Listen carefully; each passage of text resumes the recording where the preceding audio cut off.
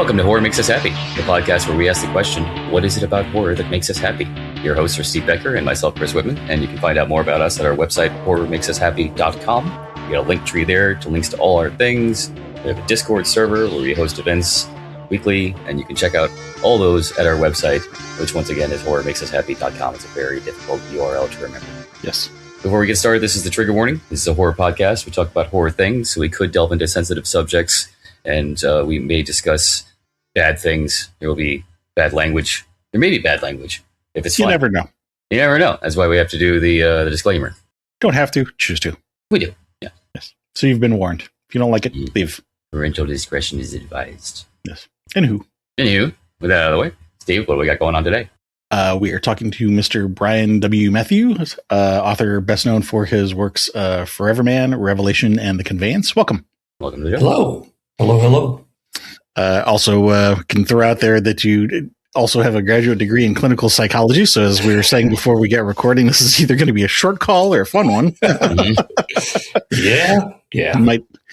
And also you shared that you'd listened to a few of our episodes, so you already know what's coming. So You know the format. this could be pretty quick. I always like it when a guest does their homework. Yes. Before we get to the meat of the interview, you want to let us know what you're currently working on? Well, I do have a story coming out in an anthology in September called Abandoned Asylum, which is about a fictitious... I wonder what it's about. It's about a fictitious psychiatric hospital out on Long Island. Now you got my attention. Yeah. Yep. And it's edited by a friend of mine, James Chambers. Mm-hmm. He's going to have pictures of an actual abandoned psychiatric hospital on Long Island, which this whole anthology is based on. It's going to be really good. My story actually opens up the collection. It's called The Legend of Harvey Delaney. But we've got great people like Elizabeth Massey is going to be in there, Lisa Morton, Clay Chapman. Mm-hmm. It's going to be good. It's going to Cool. be good. And that comes out in September. What's that called again? Abandoned Asylum, and there's a colon in between the two. Not the intestine colon, but the regular punctuation colon. Right. Yes. Gotcha. Why not both? There you go. You know? We'll actually be talking to Clay a little later tonight. We're now doing a live chat video on YouTube, and we'll get him Oh, for that. he's fun. He's fun. Yeah. Talk about kind of an energetic person. Yes. Yes, Clay is very entertaining. Everybody will absolutely love that. If you can check it out, check it out. Yes. We can talk about more about that more later. It's something that we just started a couple months ago that we're because the format of this conversation, it's once you sit through it, it's not something that really lends itself to coming back and doing it a second time. There's no really need for that. And so Chris and I had thought, we ought to do something where you can bring people back and have further conversations. So that's for what that is for. Sounds good. Sounds very good. I'm curious. We didn't talk about it in the intro. Every now and then, sometimes we talk about it, sometimes we don't. But Chris is also the author and artist behind a webcomic called Pieces, where he's got family of cannibal leper necromancy ghouls. Yes, that's That the one. phrase we're Interesting. looking for. Interesting. And at one point in their storyline, they live on North Brother Island, which is just outside New York. Mm-hmm. Which is why you need to talk about abandoned asylums on Long Island. I'm like, yes. I love haunted or abandoned asylum stories of all kinds. You've got the American Horror Story season. That was my favorite season. And just recently, I've been watching the new season of The Terror, which is also set in an not abandoned, but a haunted asylum. Mm. There's so many fun things you can do with haunted or abandoned asylums. Yes. Or haunted and abandoned asylums. Yes. I think I am the only person in the collection who actually worked in a psychiatric institute. Yeah. Oh, Yes. okay. So you've seen some stuff. I've seen some stuff, yes. And actually the story in that is based on an experience I had back in 1987 when I was working in one. Right from what So you know, I right? don't want to give away too much, but yeah. It's, Right. So then the question becomes, but how many of them were patients? Ooh. There you go. There you go. How That many little of them? knock down the hallway in the middle of the night that you go into the room and there's nobody there. Yeah. Cool. Well, we will be looking forward to that. And as we said earlier, the theme of this podcast is less about your body of work and more about what you yourself have been a fan of. But that said, it's not meant to be a therapy session. So if there's anything that we ask that you don't want to answer, you just pass and move on. But starting with childhood, what were some of your earliest memories of scary things? I'm an older dude. I'll be 64 this year. Well, actually, I think it's like most young people is through the like movies and television. And I think it was Darby O'Gill and the Little People. It was the first horror experience that I remember. It stars Sean Connery. And it's about leprechauns and that. And through most of the movie, it's fine until the very end where this banshee calls to take Darby O'Gill, who's one of the adults, to his death. And it just terrified me. It was, for a Disney movie, it was this ghostly chariot with this horse, with this cloaked figure in the driver's seat. And I just remember going, oh, hell. Wow. And that was my first memory of being terrified at something that I saw. Sounds very Headless Horseman-esque. Yeah, it was. It was. And then it evolved into watching like Hammer horror films and William Castle films and the old Trilogy of Terror that was on television with Karen Black and that little African fetish doll. Yep. Actually, it was not African. No, wasn't it? No, it's Hopi Indian, actually. American Southwest. Yeah. Fascinating. Yes. It's still scary. Yes. It was still scary. So those were my introduction to things of horror, was through that television and movie media. Cool. I'm glad that you mentioned that was Disney, because when you mentioned the name, I'm like, why does that sound familiar? And I knew it wasn't. In the back of my head, I was like, it's not a scary thing. Like, that was supposed to be something that was like for kids. And then when you mentioned Disney, I was I remember. Well, there are several things back in the day that were supposed to be for kids and were definitely scarier than most kid stuff. Yes. Yeah, it's a musical. I mean, you've got Sean Connery singing, and but then that end takes that hard left turn with death approaching. And yeah, that stuck in my mind. Yeah, for Chris's benefit, it was it's like on the level of like Mary Poppins. Sean Connery singing. I'm still processing this. Yes. 1960s. Yeah. Lady and the Tramp, Dr. Dolittle. Yeah, I think. Herbie. I think I was like 6, maybe 7. My parents had taken my brothers and I to a drive-in movie theater. And I believe it was a double feature. The other one showing was Fantasia. Wow, that's a blast from past. One of my first movies that I ever saw was also Fantasia, and I want to say it was 101 Dalmatians. Yeah, it's like a re-release that they did in the theaters, and I remember I always called them my aunt and my uncle, but it was actually my grandmother's sister and her husband. Same thing. Yeah. Any particular Hammer stand out to you? Oh, Twins of Evil. I like a lot. The original. What was it? Blood of Dracula. What was the first one that came out with Peter Cushing and Christopher Lee? It's not Blood of Dracula. It was Terror of Dracula or something like that. Something like that. It was something of Dracula. But I just saw that they have found footage they thought was lost from that movie. Oh, cool. And they're going to re-release it this October in 4K. Nice. With this lost footage that the editors, the censor board, thought was too graphic at the time. Times have changed. Yeah. It'd probably be pretty tame now. Yeah, right. But yeah, I know there's a release coming in October. I just read this week. Cool. But that one was not Twins of Evil, was it?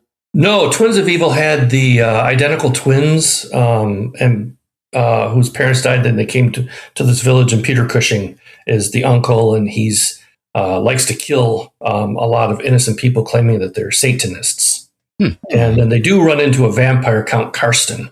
And I believe the actor just died last year who played that Count. Was this the one where he had to slip the letter into his pocket? Yes. Yeah, as a matter of fact, that's right. Okay. Yeah, I think that is. Yeah. Any particular scene stand out to you as memorable? When they killed one of the twins, they beheaded her. Oh. And actually, it was the boyfriend that one of the twins was bitten by a vampire, turned into a vampire. The other one was the more innocent of the twins. Mm-hmm. And in a classic move, they switched, the vampire twin switched identities to try and get the sister blamed. But they figured it out, and then the boyfriend chopped the head off of the twin that was the vampire. So what was it that really stood out to you about that scene? Just the beheading, or it's just the violence of it. It just, I was probably 10, maybe, growing up in southeastern Michigan. So we didn't see a whole lot of that. And then, it was with William Castle with the Tingler. Mm-hmm. I always loved that movie. But yeah, it's just, I guess it's, to me, evil is more terrifying when it's something that could happen. Mm-hmm. Vampires, ghosts, werewolves, it's all fun. But the stuff that really scares me is like Silence of the Lambs. Right. Mm-hmm. And something where you could see it could actually happen. Texas Chainsaw Massacre, where there's not necessarily a supernatural element. And being a psychologist, that's part of the reason why I went into it was to help people. But the more frightening to me is the one thing that can actually happen. Makes sense. You brought that up right after mentioning the Tingler. So was it the fact that it was a parasite that got you? Yes, and I absolutely adore Vincent Price. Yes. I mean, he had so much stage presence, so much movie presence, and that voice of his. Yes. Yeah. Whether it's on the movies or with Michael Jackson or with Alice Cooper. I forgot he did the laugh. You say that every time it comes up. I forget things. I am aware. He did Alice Cooper, Welcome to My Nightmare. He was on there. And it just that voice was just such a presence. Yes. Let's see. Did you have any really scary dreams when you were a kid? I'm sure I did, of multiple variety. One sticks out because it still happened. It's followed me throughout my life. Okay. And I'm stuck in a room and zombies are coming out of everywhere. And I don't know why I'm alone. It scared me way more when I was younger because it was new. They're coming out of the floor. They're coming through the window. They're coming through the door. And I'm trying to figure out how the hell do I get out of here? And it's kind of funny now because I know what it is. And so when I have I have the same nightmare now at 63, but I laugh because I recognize it. And I'm like, I know where I'm at. I'm not in any danger. Yes. Okay. So the lucid dreaming kicks in. That's good. Yes, exactly. So now you're patting them on the head. Right? Here, have a toe. Yeah. Okay, there you go. You again. Not mine, obviously. I don't know where it came from, but it was in my hand. Yeah, as dreams happen with that. It's like handing out Snickers. yeah, here, have a Snickers, and they turn back into a human being. Yeah. But that probably is my earliest memory of a nightmare. I'm sure I had plenty of them. It's interesting because that's like very close to what happens in the Thriller music video. But I imagine at that age you hadn't seen Thriller. It hadn't been out yet, right? Oh, no, it hadn't been out yet. That was, what was it, 8, 9, 10, so 72, 73-ish. Well, so, yeah, no. They owe you rights because clearly your dream happened first, so copyright infringement. Yes. Yeah, I'll contact the estate of Michael Jackson and make that claim and see how fast I get laughed out of court. Right. I'm guessing you had recently seen a zombie movie before this. Yeah. I used to like to watch like the Italian horror. Okay. And zombies were obviously very big with that. Fulci, and I don't think Argento was.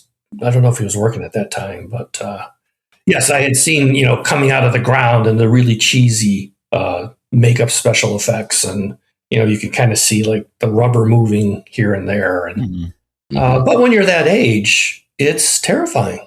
Yeah. Did you participate in Halloween as a kid? Oh, yes, I still do. I still do. I got my house. I've got fog machines and lights and the whole nine.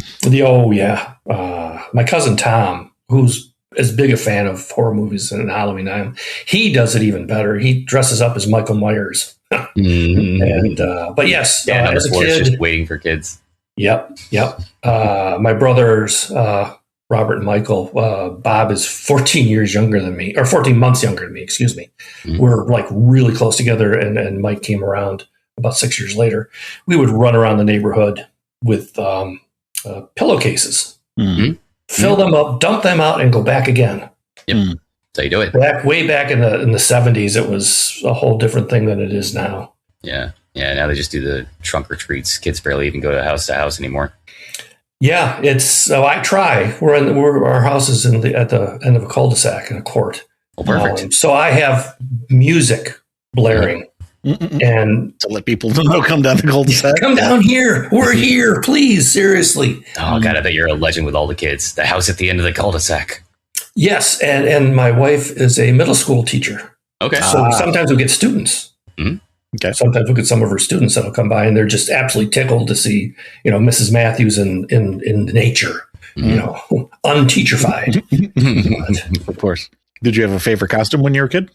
I don't know if I had a favorite one. But a least favorite? Oh, my mom dressed me up as Superman one year. Oh, it was absolutely horrible.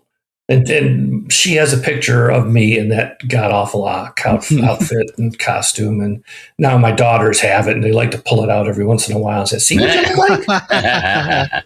Was it one of the classic Ben Cooper costumes with the plastic mask? Yeah. And even it was a red, almost like a Lone Ranger mask, even though Superman didn't wear one. Right.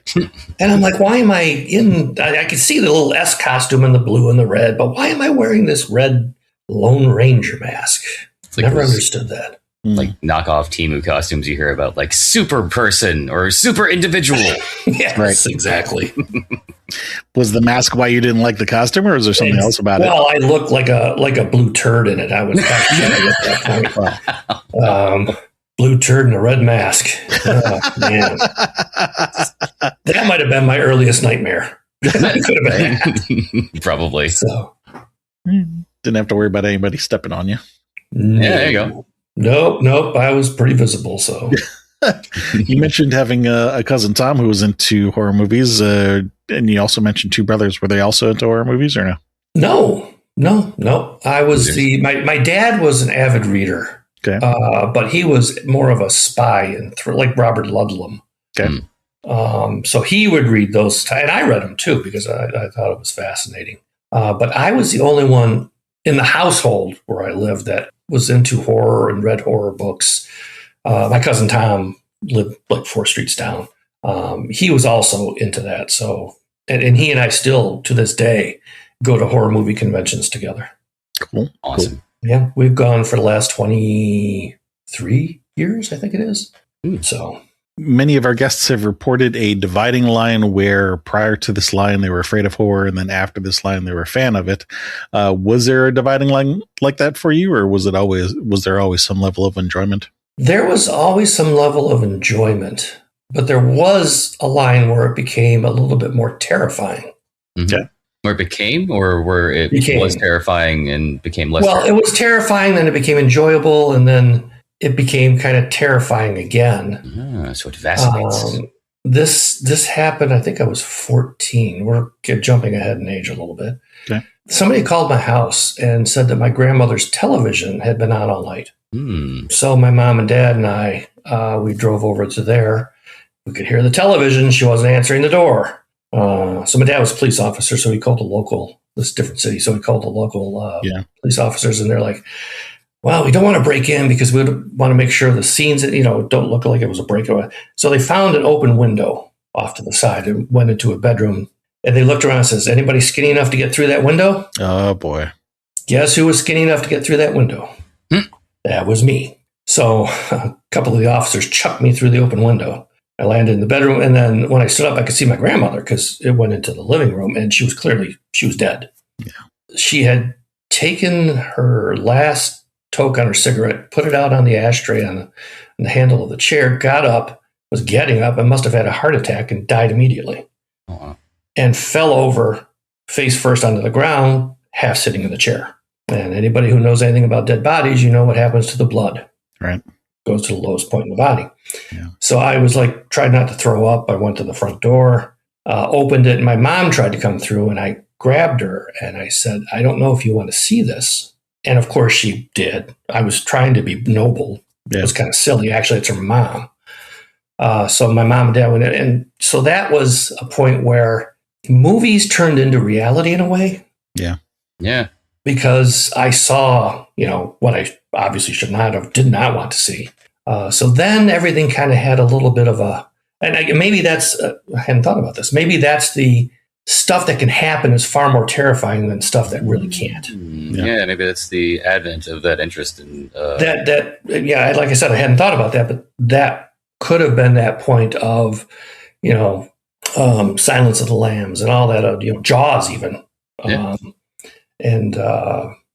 Stephen King books, the ones that don't have the supernatural element, like Misery, are to me way more terrifying and way more entertaining. Mm-hmm. So that is a difficult situation to walk into. Yeah. It was tough. There's no doubt about it. And you would hope that people today wouldn't ask a kid to do that, but times being what they were. Yeah, this is 78. I think it was 78 or 79. I would still think they would be fucking dumb enough to do that, but yeah. Well, I tend to agree. But when I'm that age and your parents are standing there and you're worried about your grandmother and they're, you do what you have to do. Yeah. I'm not going to say, no, I'm not doing it. Right. I'm just not going to do that. Well, normally we ask if there was a time in your childhood where when you were terrified of something in real life. I don't know if you want to list that or. That would probably be that. Yes. Yeah. That was pretty terrifying. Yeah. The palate cleanser for that, flipping it around 180 degrees, then is to ask if there's a time in your childhood when you felt exceptionally calm or safe or at bliss. Yeah, actually, when I'm fishing, which I like to do, my grandparents on my father's side they had a retirement home in the northern part of Michigan's Lower Peninsula on a lake. So we would visit fairly regularly. Mm-hmm. And they had a boat and we would go out on the lake and just stay out there for hours. Mm-hmm. And I remember just feeling calm and like, this is really cool. And that's where my enjoyment of fishing, I'm pretty sure started. Because I've continued that. And during my first marriage, my wife had a cottage in the upper peninsula of Michigan on a trout stream.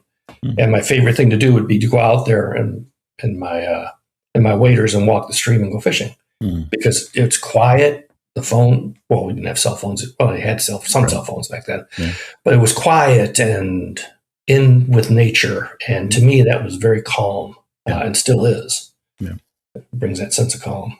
I also enjoy time out in nature. I did fishing as a kid, but I very rarely ever caught anything. And I guess at some point I just kind of gave up on the fishing part and just enjoyed the nature part.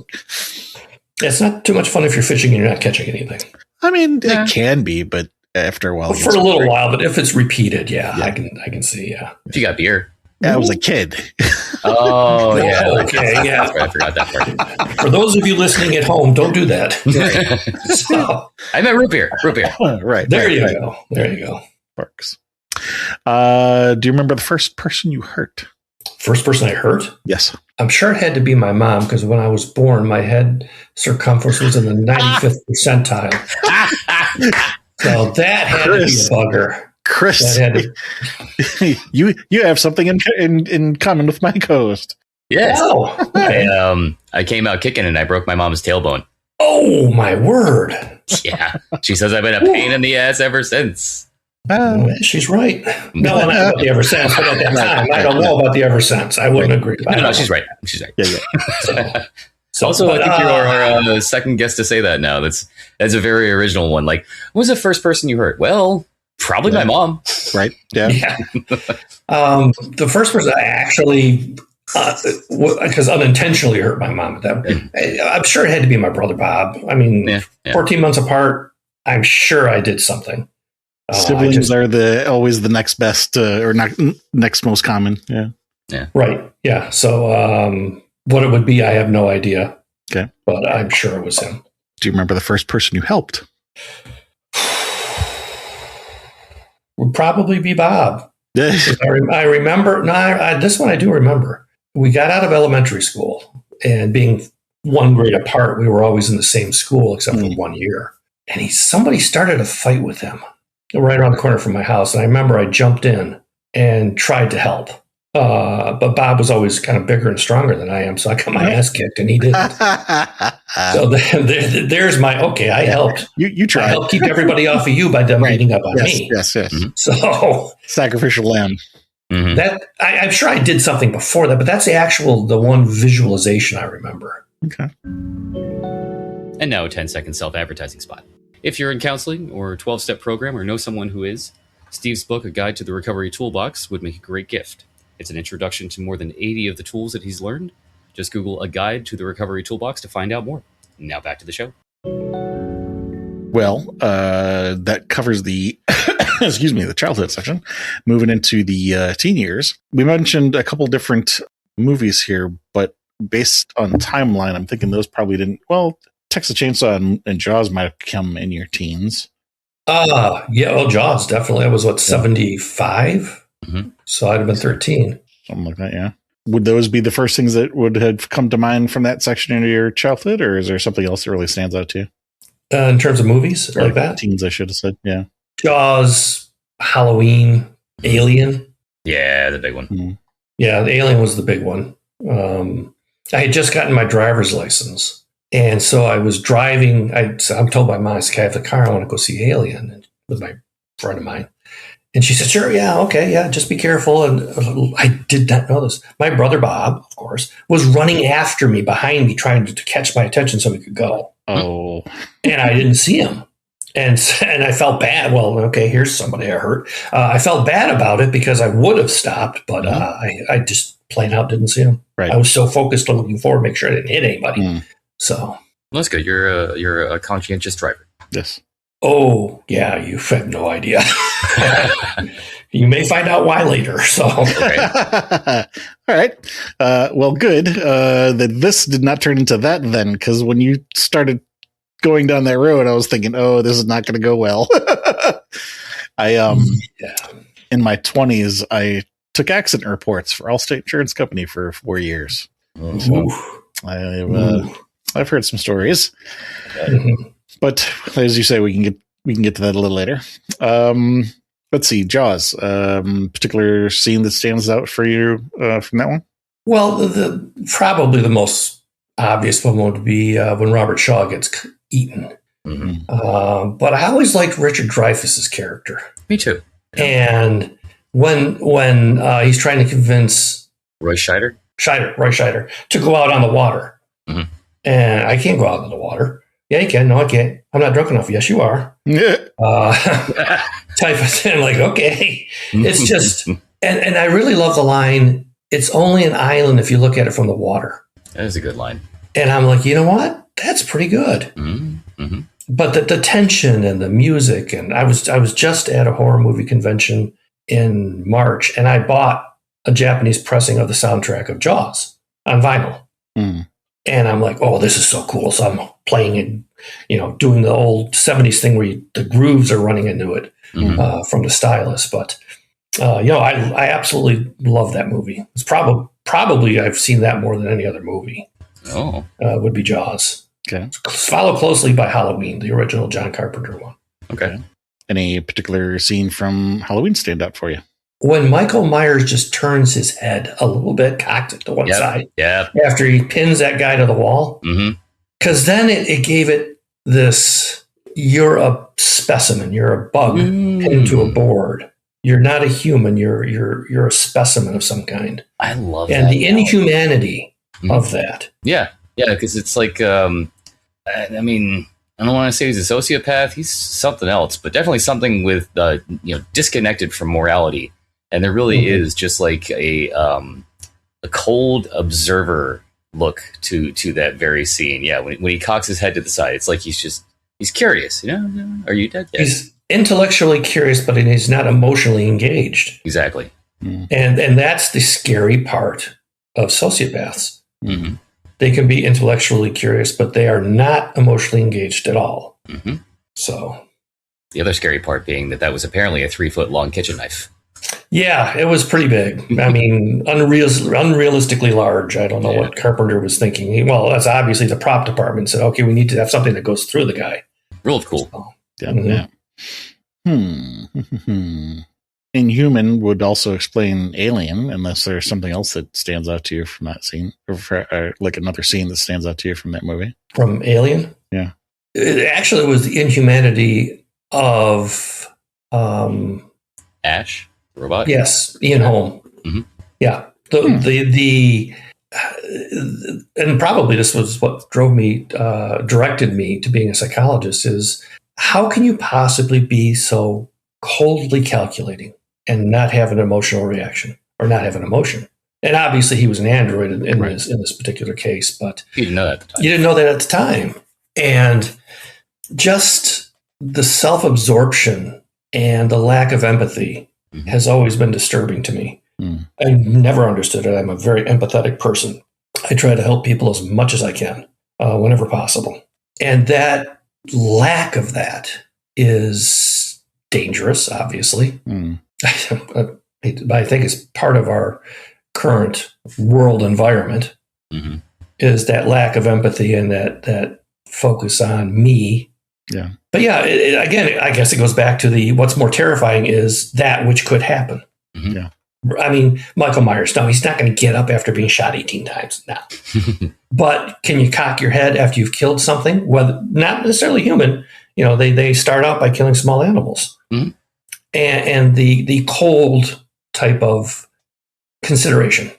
Not what did I just do? Oh my God, what did I just do? It's, okay, how did this happen? You know, do I see the process of dying as it's not what's happening to me, it's what's happening to you.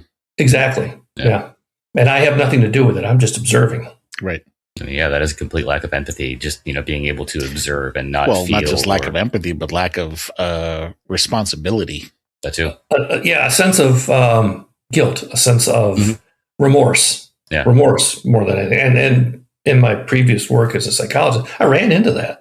Yeah. Well, it's not fun. I mean, everybody in the movies, it looks like it's kind of cool. No, it's not. Yeah. No, it's not. It is terrifying. While that's true about the lack of remorse and stuff like that, I literally meant lack of responsibility. Like there are some people who refuse to accept that they were the cause of the outcome. You know what I mean? Oh, yeah. Well, it's just delusion at that point. It's what? Delusion at that point. I don't know about delusion. Justification.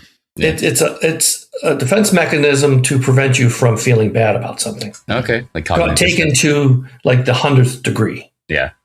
So let's see. Well, normally we also ask if there was a time when something, was really terrifying in your teens. We kind of covered the other thing, even though that was 14-ish for childhood. Do you want to list something else for? Truly terrifying. No is an acceptable answer. No. I don't know if this is necessarily terrifying. It was scary at the time. I don't know about terrifying. I had come home from work I was working at a pizzeria, and it was like 2 a.m. I'd closed on a weekend. And I walk into my house, and my youngest brother Mike's there, and he goes, "Oh, it isn't you." Mm-hmm. And I'm like, "What do you mean it isn't me?" Yeah. What it must be Bob. Mom and Dad are at the hospital at the ER. And we weren't sure if it was you or if it was Bob. Oh. And I'm like, well, I'm going in back in my car and I'm driving to the emergency room. But Bob had been in an automobile accident. And fortunately, he wasn't seriously hurt. Good. That's good. But the whole, it isn't you, opened up all kinds of questions. What the hell are you talking about? Mm-hmm. And then the hospital. Yeah. So yeah, my mom and dad and I sat in the emergency room. We actually watched Prince Charles and Princess Diana get married. It was that day. Okay. Okay. Which can be scary on its own. Well, but yeah, so that was again the unknown. Something happened, and we know it wasn't a zombie. We know it wasn't a vampire. We know it was real life. Mm-hmm. So that was unnerving, without a doubt. Yeah, it's a combination of two unnerving things, the unknown but like knowing that it's a terrible thing, but also not knowing the full details of it. How terrible it could be. Yeah. Yeah. There's also that. There's also the unnerving of, like, my first thought went to something involving a doppelganger. Like, that was my first thought too. Like, it's not you. I was like, it looked like me, but it wasn't me. Right. Yeah. That was my first. I was very confused. I never thought about that. Yeah. That's fascinating. A doppelganger me. That's a scary thought. I don't think anybody wants that. Flipping that question around, was there ever a time in your teens when you felt exceptionally calm or safe or bliss? Again, I'm guessing on the lake, but you can. Well, yeah, but I don't want to repeat myself, but if you have another answer, great. If not, there's nothing wrong with that either. It probably would be when I'm reading. Okay. Because I just didn't just read horror. I read a lot of fantasy, from Lord of the Rings and The Hobbit to Stephen Donaldson and Raymond Feist, and so it was always my escape. Was the book, was to be able to get lost in something. And I think the horror is because, to me, it's cathartic. I'm experiencing somebody else's terror, and I can, I suppose, internally process it, my own traumas and my own pain and whatever, safely. And I always thought that's why horror appeals to so many people, especially like in the environment today, because you can live it safely. That's why roller coasters are so popular, I believe, is because I know I can't die in this thing, or hopefully not. But it's a safe way to be scared. Usually. Yes. Well, the story the other day where the kids got stuck in a roller coaster. Oh yeah, the one on the pier, I think it was. Yeah, and they were right at the very top, and I guess the fire department had to bring a big ladder. I got a terrible fear of heights. You'd have been, okay, leave me strapped here until you fix it. Just bring me water and a urinal, and I'll be fine. Yep. Right. Yeah. No. You're not getting me out of this seat, even if you have a harness on me. Right. Yeah. I also have a fear of ladders, or a fear of heights, and I would rather be strapped into something that's not going anywhere than out on a ladder. Nope. Right. Yeah. Well, we mentioned the zombie dreams. Did you have any other maybe recurring dreams that happened in your teens? No, that was actually the one. Okay. I've had a lot of, obviously, dreams. I mean, a lot of them for some reason being chased or being lost. And I'm not exactly sure why. I mean, I had one the other night where I'd lost my phone and went to I don't know, maybe I was in a hotel and I went to ask for it back. It's not a scary dream, but they gave me a calculator. Okay. And I'm like, how the hell is this supposed to be my phone when it's a calculator? And it's just, but no, I have pretty vivid dreams. So wonder if there was something that happened when you were a kid where you got chased, or maybe you just saw something or read something. I don't remember being chased physically. It's probably some scene somewhere that's in the back of my mind or deep in my subconscious that's trying to tell me something. Yeah. So, I mean, when you mentioned the dream, I was thinking, what was it? Thriller? No. Black and white zombie movie. Night of the Living Dead? Thank you. Yeah. Drew a complete blank. I'm like, why can I not think of the name? Yeah, Night of the Living Dead. Great movie. I mean, another one that scares the crap out of you. And, like Dawn of the Dead. Yeah. And now a 10-second self-advertising spot. If you like horror-themed webcomics, cannibalism, or necromancy, you can check out my webcomic at piecesofflesh.com. Now back to the show. So moving into adult years, any books, stories, movies stand out to you as being really impactful in your adult years? A lot of Clive Barker stuff. Okay. Nice. Imagica is absolutely phenomenal. I mean, it's not one of his, I guess, better known books, like Books of Blood and, Damnation Game and all of that, or Nightbreed. But it is, the writing is absolutely amazing.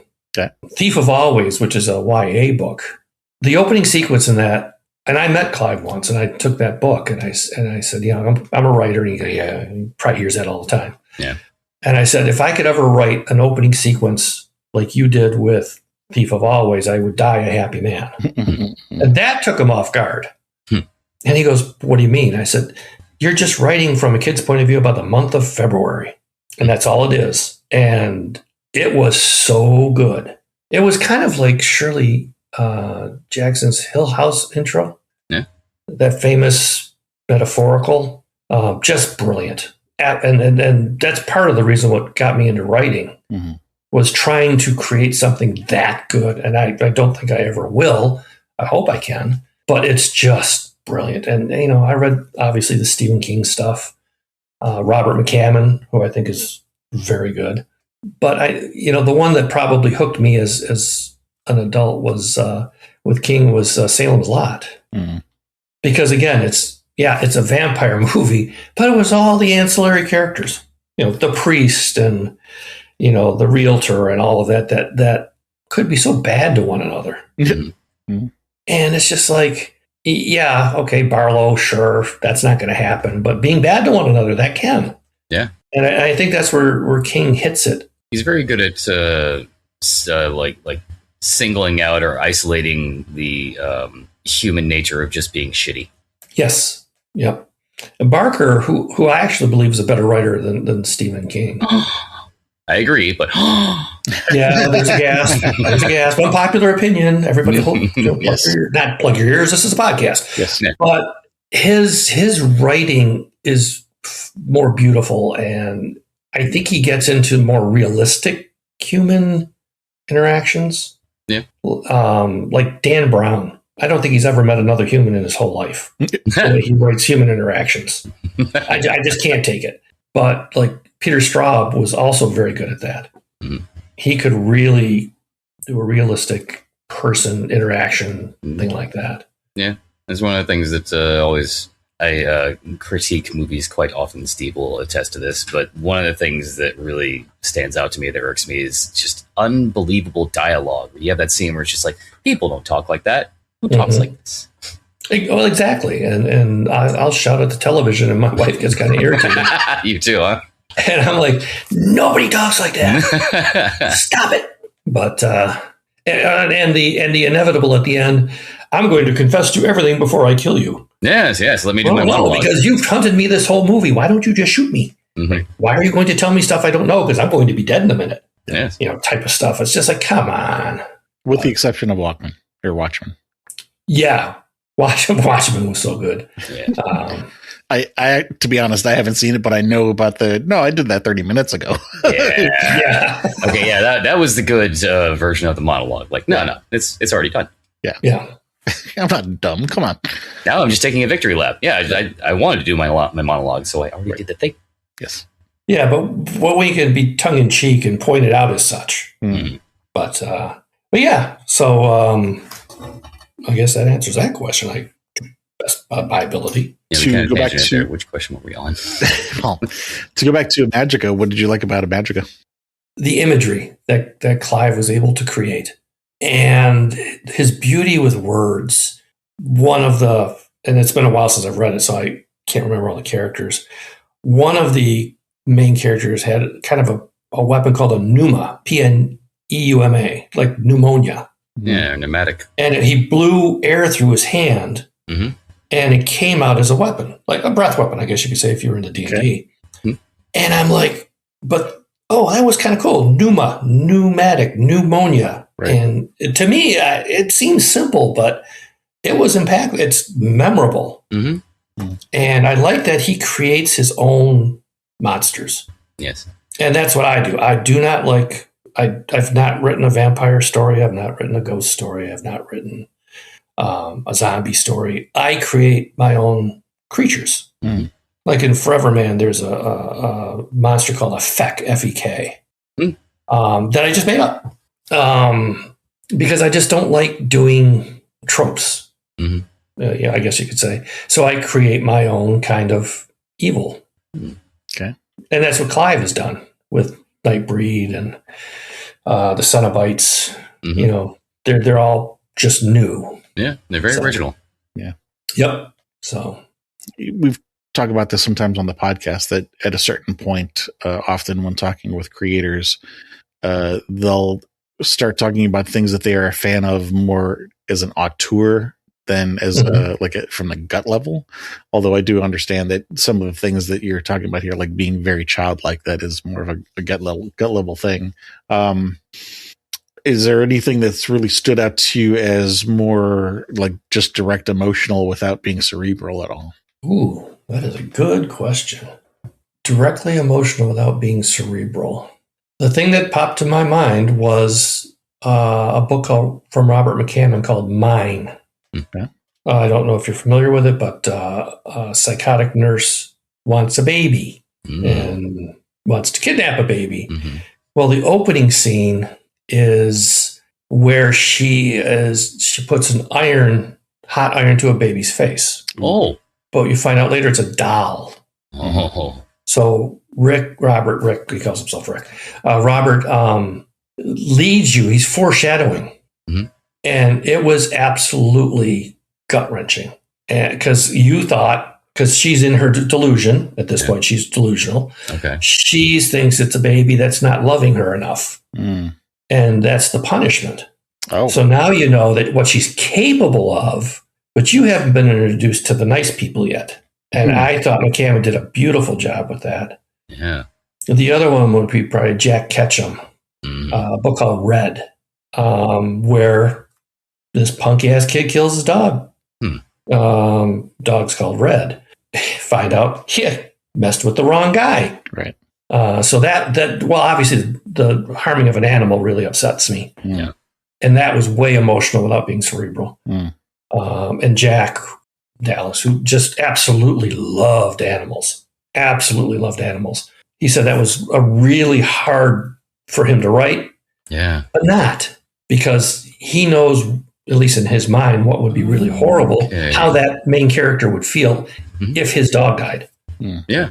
Yeah. I see your point there. It's both very difficult to write, but also very easy because you can emote because not a terrible piece of shit and actually care about a dog dying. I do know one of our other guests brought up Mine and Red, two different guests, but I don't remember who they are off the top of my head. But the Nurse in Mine definitely also, both books really go back to what you're saying about, real people. Yeah. Yes, there's no supernatural. It's what can happen in life can be really fucked up and can hurt you. Yep.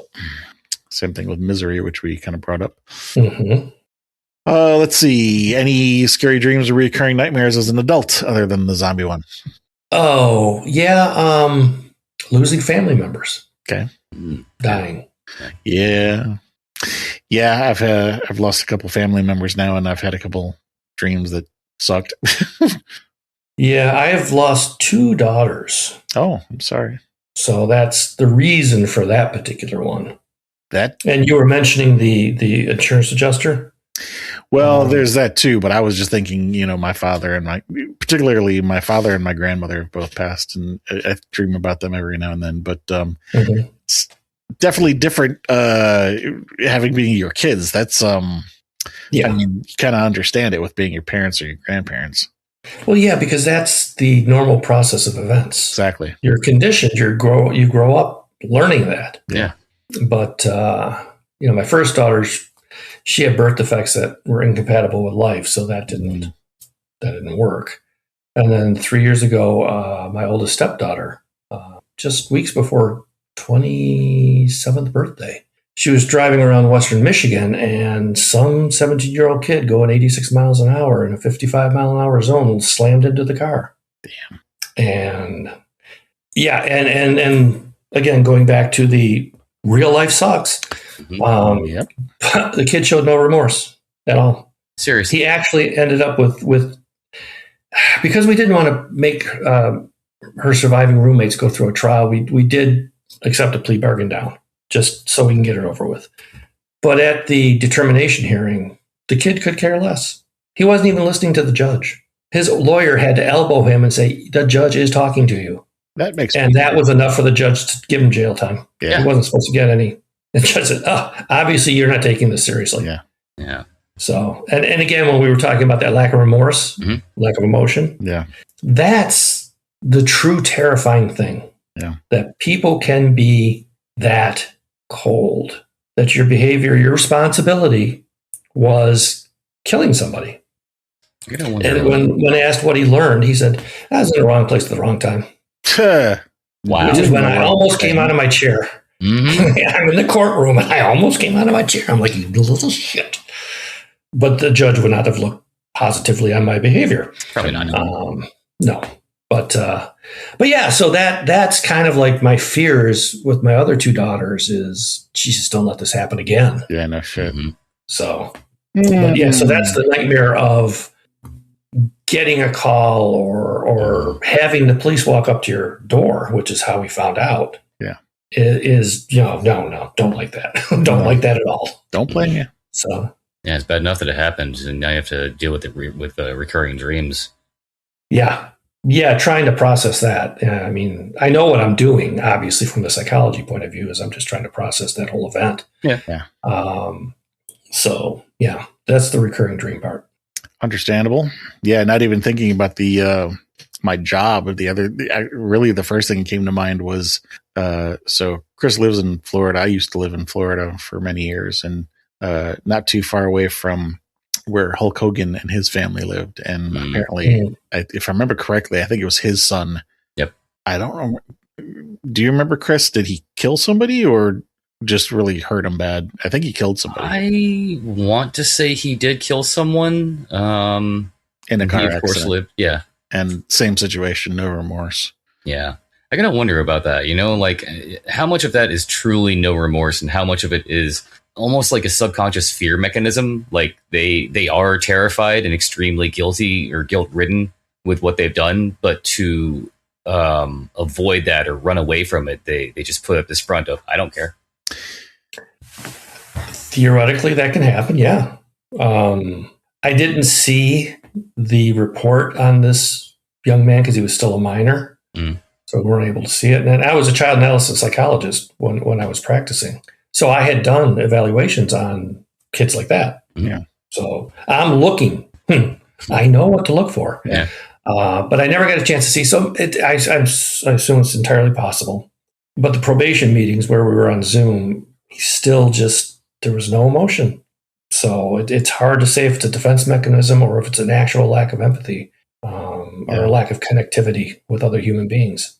Yeah. A third option is, if you're raised in a family that you're taught not to show any signs of weakness, that, that can also be that kind of defense mechanism, but nature versus nurture kind of thing. But that also, I think it was learned a little bit. The boy's mom was very sympathetic and was crying and told us she's very sorry. And what they're going through is tough, but what we're going through was multiple times harder. Yeah. Yeah. Okay, cool. Dad could care less. Could care less. Okay. The judge asked him, he said, do you want to say anything? He said, nope. I'm like, okay, buddy.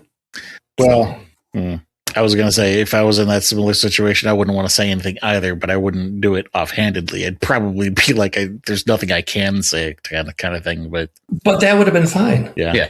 I can't be in your shoes. I don't know what to say. Yeah. I would have been, okay, cool. I got it. You're thinking about it at least. Yeah. Way, way better than a flippant no. Right. Yeah. Mm-hmm. But yeah, so real life horror really gets me. Yeah, understandably. Well, that also covers that question. So flipping that one around, has there ever been a time in your adult life when you felt exceptionally calm or safe or at bliss? Probably when I'm with my wife or my wife and my kids. I know they're all there. Yeah. And it's beautiful and it's wonderful and we laugh and that's my calm time. Mm-hmm. Happy time. So yeah. I'm going to do this pair again, starting with the negative so we can end on the positive. Do you remember the last person you hurt? I'm very hypervigilant about that. Mm-hmm. So I can't remember anybody that I certainly didn't intentionally. It would be unintentional. Where I can't think of something. Well, no is an acceptable and a good answer. Yeah. Yeah. So flipping that around, do you remember the last person you helped? Yeah, I do.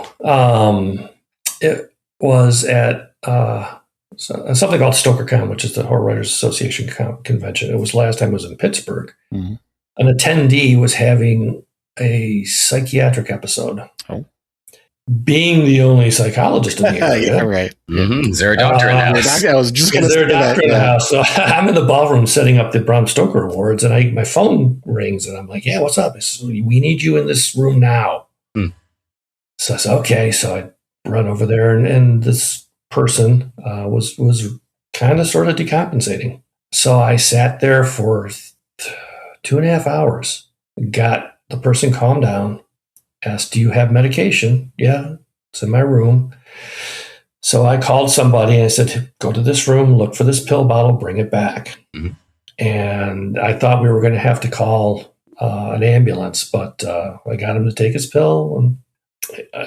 And without that, it would have been bad. Mm-hmm. And he was in a state that it could have been fatal. Wow. So I did my best. I was able to do it successfully, thank goodness. But that would be probably the last time I obviously made a major impact. And this person has said, thank you, I don't know how many times, that without you, I don't know what I would have done. I was on the edge. I could have done something really stupid. Yeah. So I'm also glad that they had their meds. Yeah. Yeah, absolutely. Because otherwise it would have been a 911 call. Yeah. So, but yeah, that's the last major help. I mean, I help here and there, obviously, with some things, but that was a really significant helping somebody. Okay. It's a good answer. Yeah. Saving someone's life. It's a good thing, you know. Yeah. Yeah, it's a good thing. Right. So. Yeah. We'll just gloss over it. No. But in all seriousness, I mean, there's a lot of superlatives that we could say about that, but I don't know that we need to go into it with it, because then it's a question of details and things like that, and it doesn't. No, I'm not going to get the details. Exactly. Yeah, that's why I was, because it's a privacy issue and a HIPAA issue. Yes, exactly. So, but the fact that somebody is still now doing well. Mm-hmm. Yes. So good. All right. So the next question that we normally ask is not just related to horror and not just one time of your life, but over your entire life. What movie would you say you've watched more times than any other? I think you already answered. Jaws. Yes. There it is. Jaws. Yeah. Yep. Absolutely. Every time, if it's on, my wife walks by, she says, "Are you kidding me?" Yeah. How do you keep finding it? Yeah, I don't know why. It's either it's a Memorial Day movie, it's a 4th of July movie, it's a Thanksgiving movie, it's a Halloween movie, it's a Christmas movie. Right. And so I got to watch it. Right. So is it a Christmas movie? No, but it is for him. Okay. Whatever holidays around, Jaws works. Exactly. Well, we've already talked about that one. What some of the scenes that you liked about it. So, would you say that is your favorite movie, or would you pick something else? No, I'd say that's probably my favorite. I enjoy it so much watching it. So yeah. All right. Have you read the book, out of curiosity? Yes, I have. I have not, but I was talking with one of our guests recently, and there's a lot more details in the book. Like apparently, Chief Brody and Chief Brody's wife and Hooper were having an affair. Yep. Yeah. Yeah. Yep. That's not in the movie, but yeah. So, and The Exorcist is another one that I like to watch, and that book was absolutely terrifying. Yeah. So, but that's another one that I could watch anytime it's on. That one does not. What's the word? This one is not like the others. It's supernatural. It's yeah, that's a good point. Well, I was raised Catholic. Oh, okay. So is it? Yeah, right. At that point, yeah. Is it a possibility? I don't think so personally. But when you're raised Catholic, it is. You got to believe in one. You got to believe in the other. Yeah. So. Well, we normally ask if there's if you see any common threads about what kind of horror you like. I think we've already talked about that. Being the real, the realistic stuff. Yeah. 2. So this would be the spot where we talk about common themes. Obviously, we've already been talking about that, but I think what's the word I'm looking for? Barbie. No. in terms of like underlying themes, I guess it's a little bit nebulous, but a couple like connection, relationships, identification, cleaving to. I knew you were going to do that. Sorry, it's just I didn't even think about it. It just came out of my mouth. obviously relationships are important to you, and that's been present through the entire call. I mean, and as you said earlier in the call, like the really big first example of that was your situation with your grandmother. Like I thought for a minute too, if there was something that you mentioned prior to that, there might have been, small things, but even you yourself had said that was a big impactful moment. Yeah, that was a transition moment from everything's on the page and the screen to, no, this is real life. Yeah. Normally we would ask if that's what you find most important in your enjoyment of horror, or not, maybe not enjoyment isn't the right word, but like what you get out of horror, like what fulfillment, connection, connection, catharsis, kind of a release while you're watching or reading, because you can relate in a way, which is why I thought Silence of the Lambs, being in psychology and understanding sociopathy and narcissistic personality disorder. And I get it. Some of the stories from working with kids and the horrific things that were done to them. So that's where Jack Ketchum's stuff would come in. Even though he was the gentlest man in the world, he wrote some of the most graphic what people do to other people that I've ever seen. And I relate because I actually have talked to kids that have gone through that and have to help them get through stuff that I don't think I could ever possibly get through myself. So it's that, I guess it's empathy with pain. Well, again, it's hard to quantify. Well, what you said about catharsis and release, what I'm thinking there is, I've shared this in some of our other episodes, where for me, I see it almost like street signs on a corner. Like if you think about standing at the intersection of like a street or an avenue or a boulevard, and if you're looking, if you're standing in St. Petersburg, Florida, there's Central Avenue, and First Street runs perpendicular to that. And if you're standing on the corner of Central and First, if you look north, the street sign says First Street North. Then you turn around and look at the opposite direction, and it says First Street South. And it's the same street, but one is First Street North and one is First Street South based on the Central Avenue. And to me, this is a lot like fears and desires, that sometimes if we know what we're afraid of, then we can turn around, and that helps us understand something about what it is that we desire or want, and vice versa. If we know what we want, then that often informs what we are afraid of. And so in our case here, talking about these different media that we have talked about today, and how basically it's the threat to these relationships or to these people that are, I don't say that you care about, but the characters in the books and movies care about, the threat to the relationships. And as you say, that it's cathartic in that you get to experience the threat and the release when you put it down, because it wasn't your relationship that was in danger. Yeah. And I have no doubt that endorphins are released while that's happening. And that's a good thing. That's body's natural morphine. Yeah. But because you're getting all juiced up, so you get the adrenaline, and then on the resolution, you got the endorphin. So, and that could be, it doesn't have to necessarily be non-super, that could be supernatural too. The threat of zombies coming to your farmhouse in the middle of the night. With Night of the Living Dead. And then it comes back to when they shot Dwayne at the end. They were all, the zombies were bad, but the humans are worse. Yeah. That's what George was getting at is, the whole concept on society, with that. Well, there's that too. The other thing I was thinking about was, it being similar to, if you're taking a shower or driving down the road and thinking about an argument that you got into earlier, or maybe how it could have gone differently. You often, if we do something like this, we get ourselves worked up thinking about, I wish I had done this, or I wish I had said that. And it's sort of like preparation for a situation to think, what would I have done if XYZ had happened? And in that regard, it's maybe touching on control, because, if I'd had better control of a situation or better control of myself in this situation, what could I have prevented that outcome, or, Well, that pretty much encapsulates writing. Really, we're in control. I'm in control of what happens in the story, which forces me to think about, okay, what options would this character have, which is what options would I have?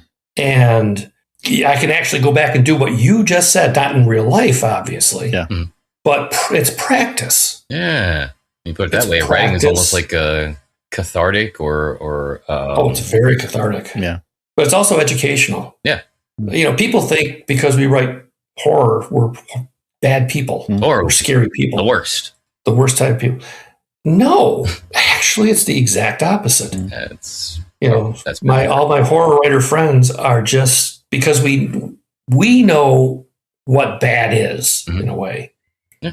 So we know without horror you can't have empathy, and so we know and I just all the horror writers I know, all the ones I've met, they're all just the kindest people. I know I keep coming back to Dallas to Jack Ketchum. Just the nicest person, and wrote the most god-awful stuff about people hurting people. The Girl Next Door. Oh, my goodness. Yep. Yeah. You know, Open Season. Another. Oh, my God.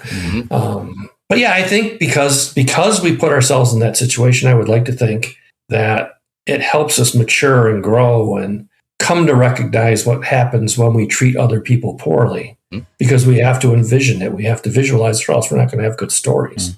Could also, if that makes any sense. Yeah. I'm thinking two things in parallel. One is also potentially ties in with the zombie dreams of, panic of what do I do? If this is something that helps you not just prepare, but like at least consciously respond to, okay, here's a situation. How am I going to handle it? It may be a similar subconscious fear that coming up in the zombie thing.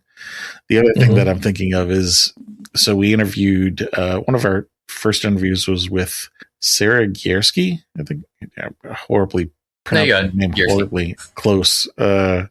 She's, is it Norwegian or Swedish? I think Swedish, filmmaker. And she had shared with us that her father had passed away when she was 12 from cancer. And he had, I don't think he was like a huge horror fan, but somewhat of a horror fan. And they had watched horror movies together. And coming from a somewhat Slavic background where, people don't talk about their emotions a whole lot, she also didn't really deal with her emotions in that way. And one of the things that she started doing was writing her own horror stories. And through the process of having the conversation, came to understand that for her, that was, she was in control now. She got to choose who lived and who died and how and when, things like that, which she obviously didn't get a chance to do that with her father. So I remember writing is therapy. Yeah. It is. It really is. When I was a therapist, if a child had lost a parent or whatever, part of what I would do to get them to, because you can't tell your parent how mad you are that they're gone. So I had them write letters. Yeah. Write letters. You don't have to show them to me. You don't have to show them to anybody. You can tear them up when you're done. But I want you to write to them honestly how you feel. And it was very productive. Another way is called empty chair is, I'm in my chair there on the couch. Says, pretend that person's sitting next to you. Have this conversation. And it's very powerful. And it often ended in tears. And but that's what writers do, is we can get it out on paper then. Actually, Stephen Graham Jones, just yesterday, he was at the Locus Awards. And he was on a panel. He said, I'm glad I'm a writer because I'd be in a whole lot of trouble right now if I couldn't get it out. I'm paraphrasing, but yeah, it's just like, at least I can write it out because otherwise I'd be dangerous.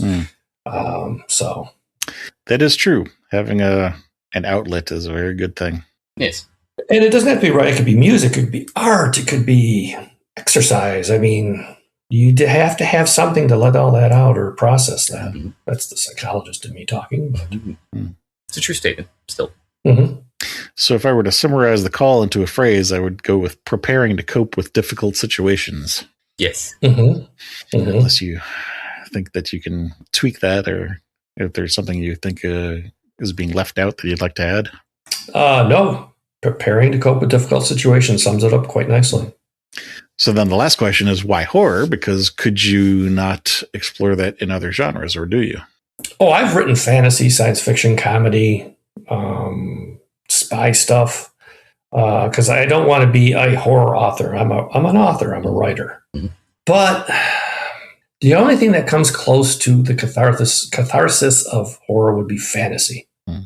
For me, at least, because I was a huge fantasy fan as well as a horror fan. Mm-hmm. So there, I mean, goblins and elves and dragons or whatever. Pardon me? Cave trolls. Cave trolls. They've got a cave troll. It can be catharsis too, because to me, epic fantasy is just so much fun. Yeah. That's more not catharsis than inspirational. Mm-hmm. Mm-hmm. I can see aspire to who I want to be as a person. Yeah. So, I mean, I guess it could be the opposite side of that coin. Are you talking about epic fantasy there?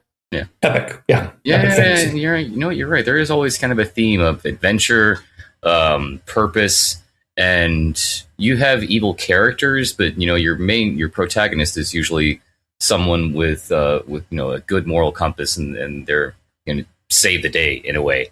But yeah, like Sam Gange's speech about there are times the real stories and all that. Yeah, that is inspirational. That's who you'd want to be in real life. Yeah, at least me. That does make me wonder. It begs the question: is there the opposite of that? Like, are there horrific fantasy novels where the main character is just an evil bastard? I know Stephen Donaldson's Thomas Covenant series. Mm-hmm. Covenant was a bastard. Okay. At the very beginning, he was not a good guy. He raped somebody in the opening scenes, and but to Donaldson's credit, he acts like a real human being when he's put in that situation. Mm-hmm. Raping is not a normal thing. Mm-hmm. I don't want to imply that. Right. But because he had the main character has leprosy, and he goes to this land and he's cured of the leprosy for the first time in years. Yeah. So the onslaught of emotion, everything. So he's not a good person to start with, but that arc of him learning about himself to me is inspirational. Yeah. You can change. You can be a better person. Yeah. My whole practice is my whole practice in psychology was you can be a better person. Mm-hmm. I can't make you do that. You have to want to do that. Yeah. But it can happen. Yeah. There was I'm remembering a time in a 12-step group that I kind of pulled somebody aside and had a small conversation with him. I had been in this group for a number of years, and so had he actually, but he used to like to joke that he would say, what happens if you come to these meetings and you realize that you're an asshole? And the answer to that is that there are tools that you learn through counseling and recovery and 12-step stuff that if you don't like who you are, yes, you can change who you are. But I had to remind him that, newcomers to the program may not understand that he's joking and that, they don't have the perspective to understand that they can change and whatnot. And he was like, yeah, maybe I should make that joke. I was thinking about when you were talking about the difference between horror and fantasy. The best way I could describe it is the quality of the outcome, meaning, and I wanted to say positive or negative, but that's not really the right phrasing. It's more about how terrible was the cost? Like, at the end of Lord of the Rings, there was a price paid, but it doesn't seem quite as bad as the positivity of the outcome. Whereas in a horror novel, maybe there is a much bigger price that's paid and maybe not as positive of an outcome comparatively, if that makes sense. It makes sense. Yeah, it makes sense. Yeah, you might have given in a horror novel, you might have had an absolute sacrifice just to get back to normal. Yeah. Mm-hmm. Where in epic fantasy, you might have a big sacrifice to make the whole world better. Yeah. Yep. Like with Frodo, ends up having to leave Middle Earth, big sacrifice for him. Yeah. To make the whole world better. Yeah. Where in horror, you kill the vampire just so things go back to normal. Thank you. Mm-hmm. You're left with, holy shit, what the fuck? Exactly. What the fuck did I just do? Yeah. I like that comparison, an epic adventure and other genres, it's about saving the world, whereas with horror, it's about just returning to normalcy because this fucked up thing happened. Potentially, yeah. Cool. Well, I think we got a pretty good summary of what you get out of horror, unless there was something you maybe didn't get a chance to say earlier in the conversation, thought of something, and the call to I think that covered everything I could think of. Okay. Cool. So, well, we appreciate your time. We're going to get follow up with you offline to put together a bio page, and we'll link to whatever it is that you'd like us to link to. Before we hit the closing, you want to again remind people what you're currently working on? Well, like I said, I have a story coming out in this Abandoned Asylum anthology coming out from Flame Tree Press in September. They're actually having a Kickstarter that opens up on Tuesday, where they'll have all kinds of neat little goals and things you can achieve or, support or whatever. I turned in another story for an anthology that's yet unnamed for next year, and an invitation to one that I don't even know what it's about yet. And then I've got another story out on submission that I'll wait and see what happens. But my current time is all taken up with the StokerCon convention that at the time of this recording starts in 4 days. Yes. Which, Steve, I believe I will see you there. Yes, hopefully. I might hit you up for an autograph for Scares of Care. Oh, okay. If you're up for it. What we did for our 5th anniversary was we had a t-shirt printed with our logo on it, and then we collected as many autographs as we could from former guests, and then donated that to absolutely can. Yeah, find me. That's I couldn't process because I don't go to Scares of Care. I haven't gone to one. I'm like, what am I going to do? Right. But yeah, no. That's absolutely fine. What we're doing for our 10th anniversary, we realized after the fact that signing a t-shirt is not always quite so easy. So for this one, we're doing a poster. Oh, all right, cool. Yeah, no, I'd be glad. I'm Brian Keene runs that. And, I'm sure he'll be there. Yes. So, cool. Well, again, thank you very much for your time, and thank you to anybody out there listening. If you're liking what we're doing, support us in any way you can. Patreon, buy us a coffee, like, share, subscribe, tell a friend, buy Chris a coffee for his hangover. Yeah, we don't want that. Yes. So, thank you for inviting me. I've had a great time. This was a lot of fun. Our pleasure.